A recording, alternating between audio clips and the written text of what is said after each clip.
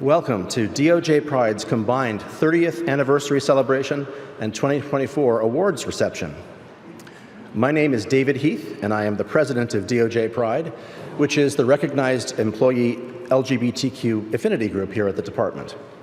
I also serve as a paralegal specialist for the U.S. Attorney's Office in the District of Connecticut in New Haven.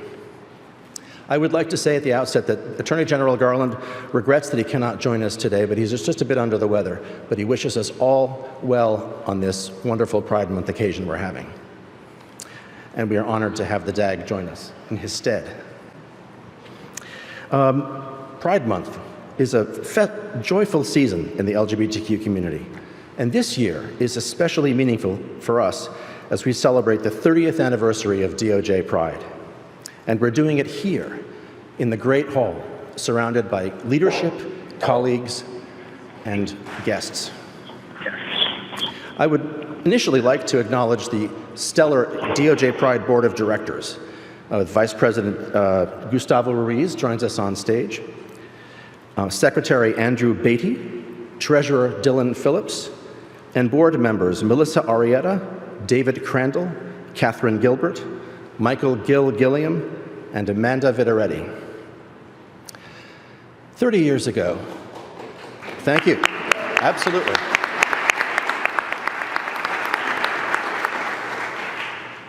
"30 years ago, a small group of department employees gathered in a small conference room to draft bylaws, set elections, and pick a name for the new group they were forming.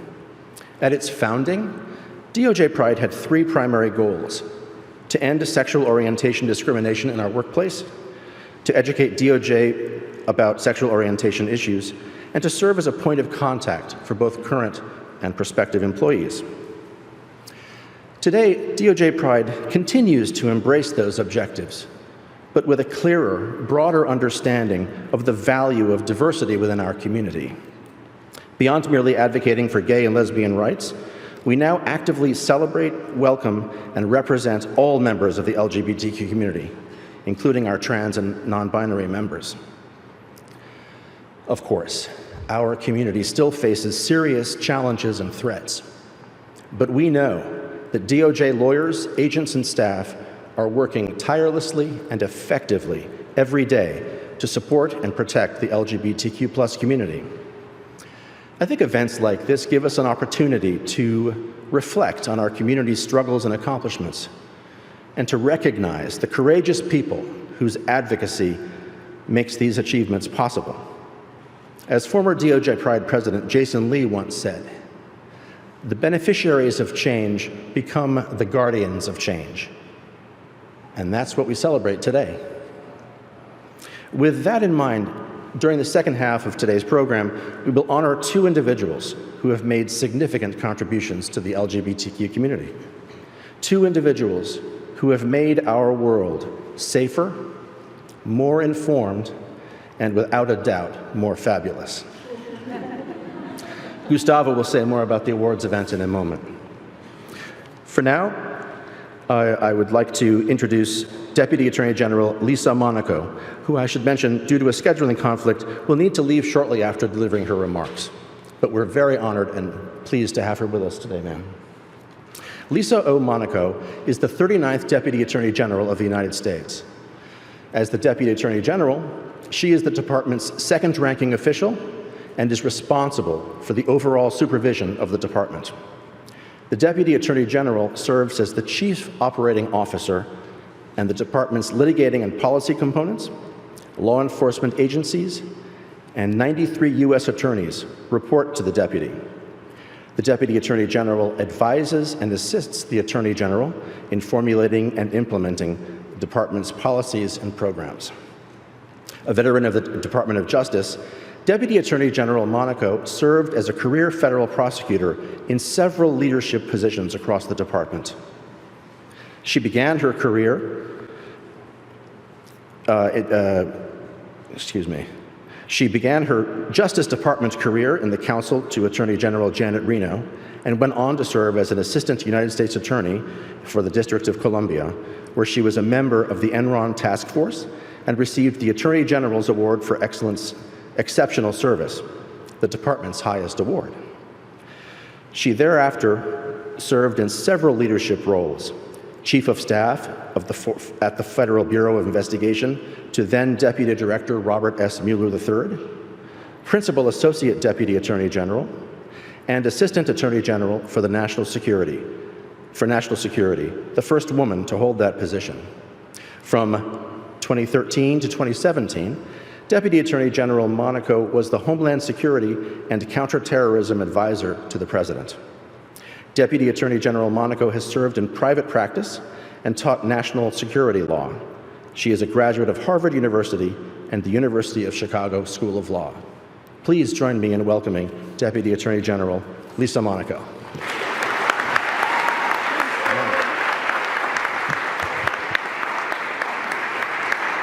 Thank you. Thanks so much, David. Well, first of all, happy anniversary.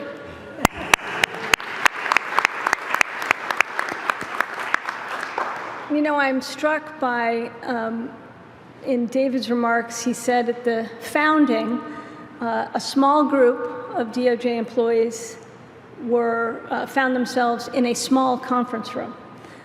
Well, your presence here today in full force wouldn't fit in that small conference room, and that's a testament to the work that has gone on both from DOJ Pride, the board, and employees past, present, and future for the leadership that you've shown. So let's give each other a round of applause.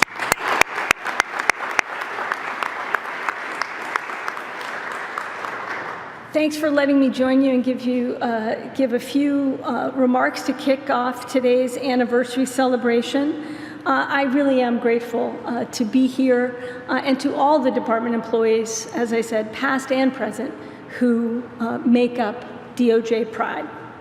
And to the founding members, those of you who were there at the founding and who were in that small conference room, I think I'm particularly grateful to you all, because this gathering is the result of your efforts, as David said, as far back as 30 years ago. Your footprints have led the way here to today, to convening in this great hall. I think it is a real sign that DOJ Pride has never been stronger. Creating and sustaining this organization not only reflects the pride you take in being part of the LGBTQ+ community, it's also testament to your commitment to and belief in this department and our country. The founders of DOJ Pride grappled with a government, including this department, that historically failed to do right by LGBTQ+ Americans. But DOJ Pride didn't give up. DOJ Pride and its members kept pushing, often and sometimes uphill, in pursuit of what was right. Your advocacy made this department and makes this department a better place to work, and you've made it a better advocate for the public that we serve. You've helped ensure the department's sexual orientation non-discrimination policy was enforced. You've advanced the department's efforts to be active in recruiting LGBTQ+ attorneys. And you annually recognize the legacies of James R. Douglas and Gerald B. Romer, two DOJ employees who continued to serve the department even as they battled HIV/AIDS. And as you do all this, your action ensures that the department lives up to its mission and values. We could not advance our mission to uphold the rule of law, to keep our country safe, and to protect civil rights without each and every one of you.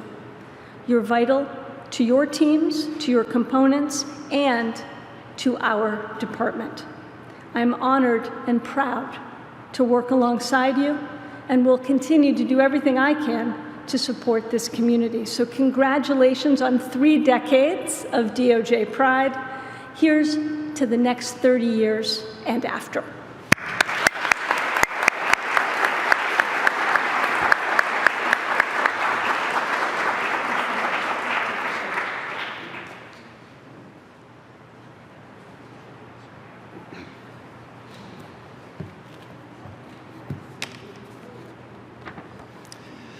Benjamin C. Mizer currently serves as the Acting Associate Attorney General, the department's third-ranking official.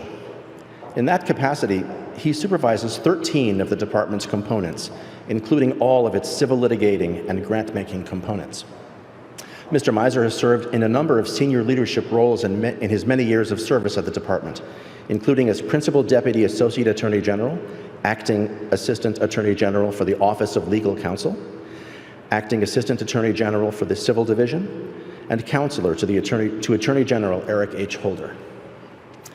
He also previously served as the General Counsel of the United States Office of Personnel Management and as the Solicitor General for his home state of Ohio. In addition to his career in public service, Mr. Mizer was a partner in private practice, specializing in appellate and complex litigation. Mr. Mizer graduated from the University of Michigan Law School and the College of Worcester. Please join me in welcoming Acting Associate Attorney General Benjamin Mizer.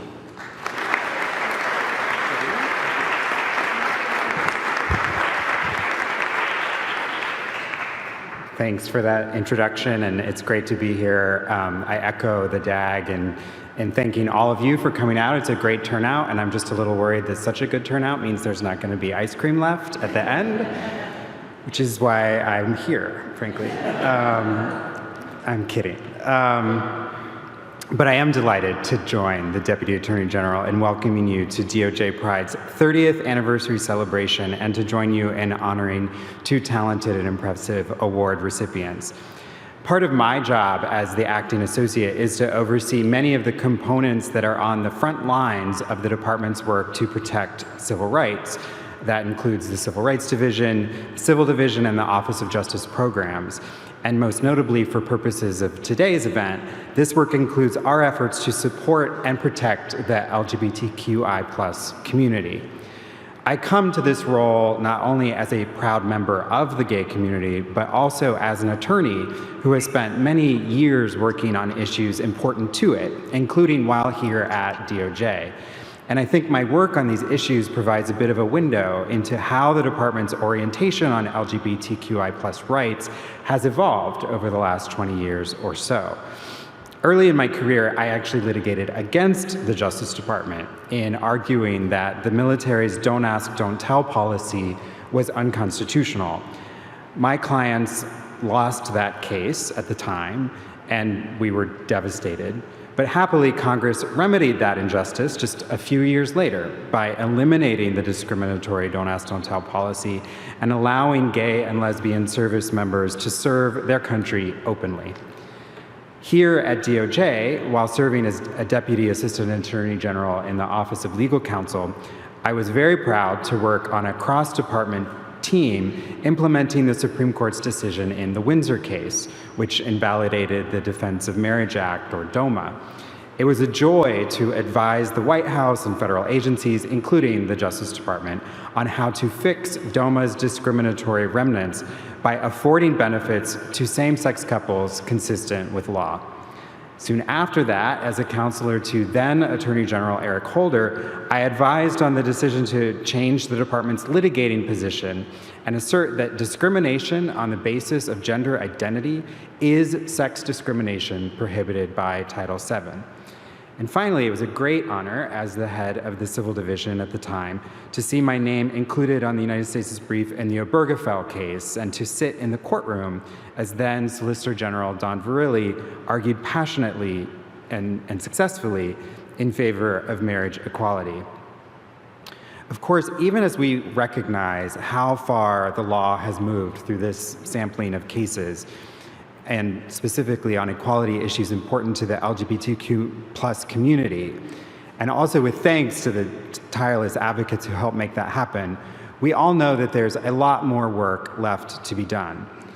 This year, as attacks against LGBTQI+ people, especially transgender adults and children, have increased, the fight for equality and to protect the safety and civil rights of this community is more important than ever.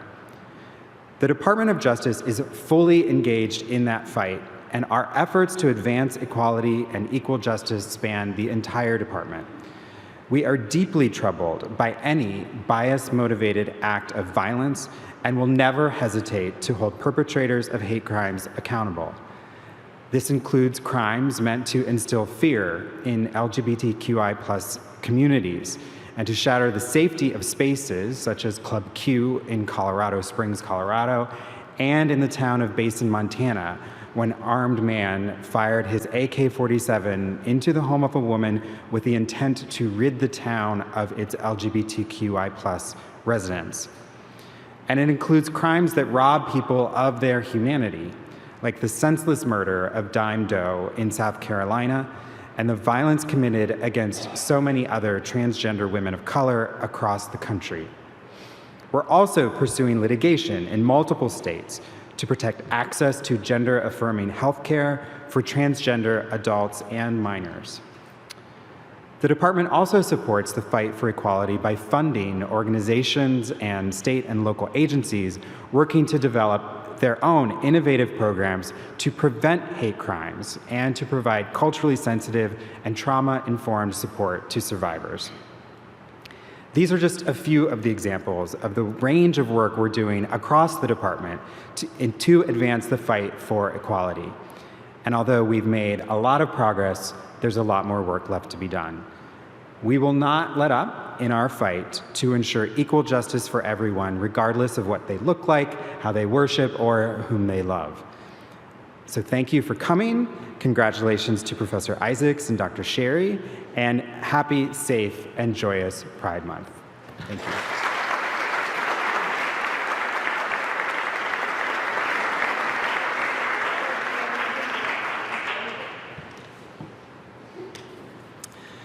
In March of 2009, President Obama nominated Marisa J. Demeo to become an associate judge of the Superior Court of the District of Colombia. The Senate confirmed her nomination, and she was sworn in on May 10, 2010. She currently serves as the presiding judge of the Criminal Division and a trial judge handling murders, assaults with intent to kill, and sexual assaults. Judge Demeo previously worked for the Department of Justice on 3 occasions. First, as a paralegal in the Civil Rights Division.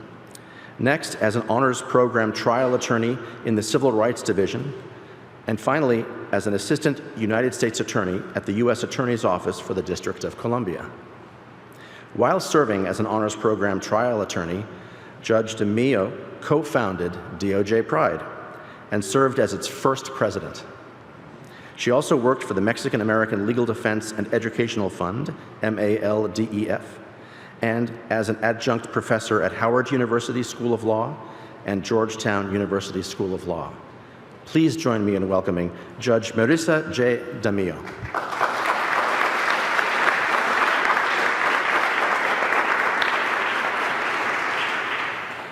I know you're looking at me and you're thinking, I can't be old enough for that, right? But sadly I am. Good afternoon. Thank you all for inviting me to DOJ Pride. Thanks for that wonderful introduction. It's an honor to be here with the Acting Associate Attorney General Mizer. Congrats to the awardees. I also wanted to acknowledge my 2 law clerks who are here, David DeFelice and Regina Bonani, as well as a former law clerk, Erica Soar. They can't get rid of me.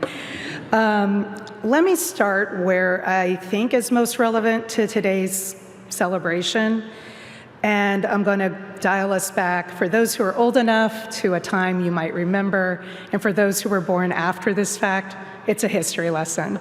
Back in the fall of 1992, I was a third-year law student. I applied to the honors program here at the Department of Justice to become a trial attorney. I was fortunate enough to be given a job offer. It was contingent on my passing my security clearance. I really thought that the hardest part of the application process was done. I had previously worked at the Justice Department as a paralegal, and I was so busy in law school studying and trying to get through law school that I really didn't have that much fun. So I figured the security clearance should be pretty much a formality. The FBI agent contacted me and said, we need to do the one-on-one interview. We sat down at my law school for a one-on-one conversation. And at some point, she mentioned that she had noticed some things in my materials, like my being co-president of the Lavender Law Group at my law school, which prompted her to ask me the following question: was I living an alternative lifestyle? I was pretty shocked at the question. I said in a matter-of-fact kind of way, I did not think that graduating from Princeton University and NYU School of Law, trying to be a lawyer, was much of an alternative lifestyle. But being the straightforward person that I am, I said to her, if you're asking me if I'm gay, well, the answer to that is yes. She readily admitted that that's what she was asking me about. And then the interview just went downhill from there. At least it went downhill from my perspective. I think she was kind of excited because she finally had something to really dig into. She proceeded to ask me a whole series of questions. Who was I out to? Was I out to my roommate? Was I out to my fellow students? Was I out to my employers? Was I out to my parents? My answer was repeatedly yes. I did tell her I don't exactly walk in a room and say, "Hi, I'm gay," but I was certainly open with anyone who I had conversations with that I was gay. The FBI agent then told me that she would need to verify that I was out to my parents, and agents would go to their home and interview them. This was a particularly stressful time for me not because I had been untruthful, but rather because I had been truthful and I had told my parents that I was gay, and they were very unaccepting. It was stressful to have to call them and put them in this situation because of a job that I wanted.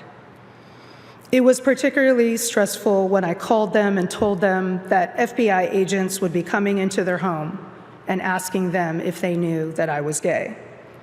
The agents did go, as promised. They went into my parents' house, sat in their living room. They asked my parents if they knew that I was living an alternative lifestyle. Somehow my parents figured out what they were asking, and they confirmed that I had told them that I was gay. I passed my security clearance. Yay! So I began working here at Maine DOJ in the fall of 1993. I learned when I arrived that many lesbian and gay attorneys and other DOJ employees who needed security clearances had faced similar experiences. When I arrived, it was an environment where many employees felt it was necessary to be in the closet for fear of losing their job. When we were first forming the organization, we had our meetings at locations outside of DOJ. We met in public libraries. We used our personal phones, and we kept our membership list confidential.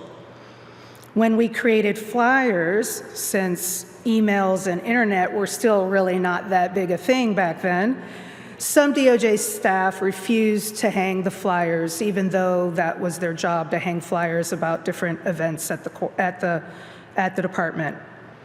Sometimes the flyers were hung and other employees simply tore them down.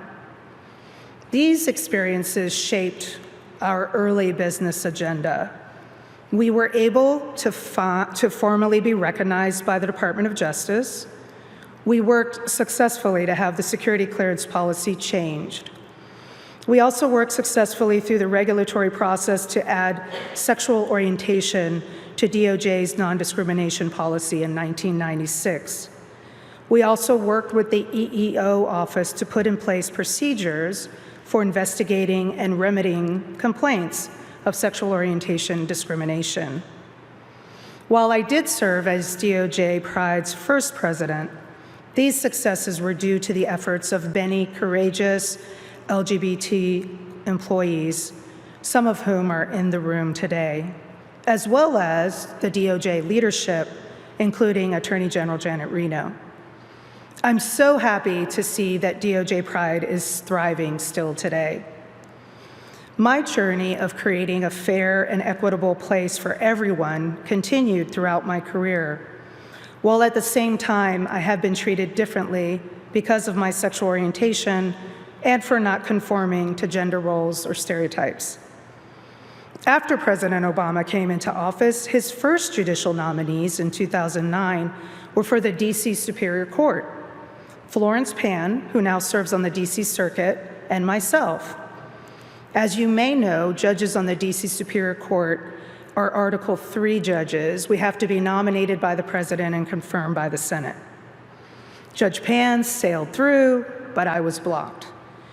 After I left DOJ, I had worked for a national Latino civil rights organization called MALDEF, and I had also worked for the U.S. Attorney's Office in D.C. The work that I did when I was at MALDEF as a civil rights advocate on several issues, that was work I did a number of years before joining the bench, but that work drew strenuous opposition. Because of today's focus on LGBTQ issues, I'm going to mention just a few of those issues that caused my opposition. Among the organizations that came out against me were Concerned Women of America, the Eagle Forum, Traditional Values Coalition.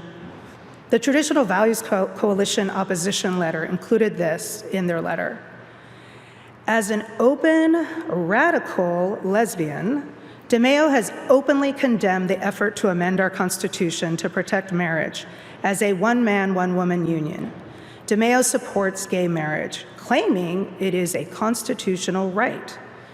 As a D.C. Superior Court judge, Demeo would be in a key position to undermine our national security and destroy traditional marriage through her edicts. The D.C. Superior Court is known to be a stepping stone to the Supreme Court, which they probably didn't realize they had that mixed up. Demeo's radical lesbianism, anti-marriage, anti-national security views are dangerous to our nation. The Eagle Forum criticized me because I had said the right to marry is a fundamental right that every individual should have. It was prejudice against Blacks, which was the underlying force creating and maintaining our anti-miscegenation laws. It is prejudice against gay men and lesbians that underlies the drive to prohibit them from being able to marry. Senator DeMint, who went on to head the Heritage Foundation, blocked my nomination for over a year and spoke against my nomination on the Senate floor, including for what he described as my attacking the definition of traditional marriage. Senator Sessions, who went on to become the Attorney General, also spoke against my nomination on the Senate floor, taking issue with my having indicated that same-sex marriage was a constitutional right. After the floor debate in 2010, I was confirmed 66 votes in favor to 32 against. Not a bad vote, especially if you follow judicial nominations. Of course, 5 years later, in Obergefell, the Supreme Court held, these considerations lead to the conclusion that the right to marry is a fundamental right inherent in the liberty of the person, and under the Due Process and Equal Protection Clauses of the 14th Amendment, couples of the same sex may not be deprived of that right and that liberty. The court now holds that same-sex couples may exercise the fundamental right to marry. Since joining the bench, I certainly have left my advocate role behind. That said, I am required to follow Supreme Court precedent. All of this brings me to today. I have served in many leadership roles at my court, including my current position serving as the presiding judge of the Criminal Division. I'm also currently being considered for the position of the chief judge of my court. I am making history as the first open LGBTQ person to be considered for this position. I have spoken to many LGBTQ attorneys and staff who uniformly say that my being out has been meaningful to them, allowed them to see more career possibilities in their future they did not imagine was possible. For those of you who are comfortable enough to be open and out, your very presence is making a positive difference in someone's life. And allies, you make a difference every time you make an LGBTQ friend, family member, or colleague feel welcome. I do want to thank my family for their support, my wife, who I am legally married to, Angela is here, my son, Santiago, is here, and my daughter, Milan, is here in spirit. I had already paid for summer camp, so she's at camp, and I thought it would be good for her to be outdoors and not on her iPad. Finally, I just want to thank all of you for coming, listening to me tell a little bit of history about the DOJ Pride Group, about my own career. I hope that it inspires each of you to believe that even one person can make a positive impact in this world. If you help create a safe space for even one person, then you have achieved so much. Thank you so much.